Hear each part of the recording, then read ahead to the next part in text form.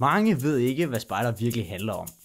Vi har stillet 3 spørgsmål til almindelige danskere i alderen 12-18 år, for at se, hvad folk går og tror. Hvad tænker I, hvis jeg siger spejder? Jeg tænker på vildmark på tur.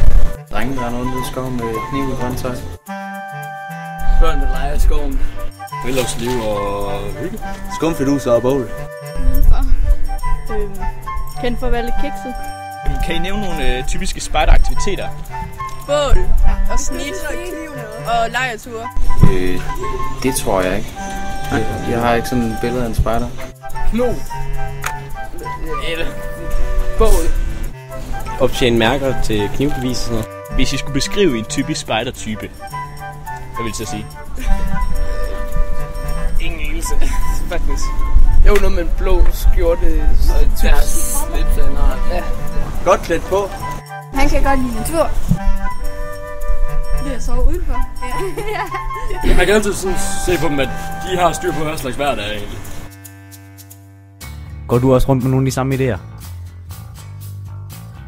Måske er det på tide, at nogen udfordrer dine fordomme.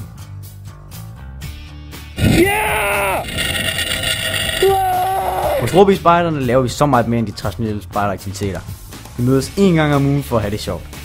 Om vi skal klatre, lave aktiviteter eller bare hygge og spise kage, bestemmer vi helt selv. Bedste ved spejderen er fællesskabet, der opbygges med de spejderkammerater, og når vi flere gange om året tager ud af huset på eventyr, knaldske. Hos Råby Spejderne er vi altid interesseret i at se nye mennesker uanset alder og hvem du er. Så smid fordommene, tag chancen og bliv en del af fællesskabet som spejder.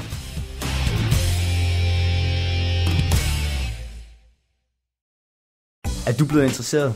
Besøg vores Facebook-side for at læse mere om gruppen, eller kom til et af vores møder hver mandag mellem 6:30 og 7 og 8 på vores adresse. Måske er spejder alligevel noget for dig.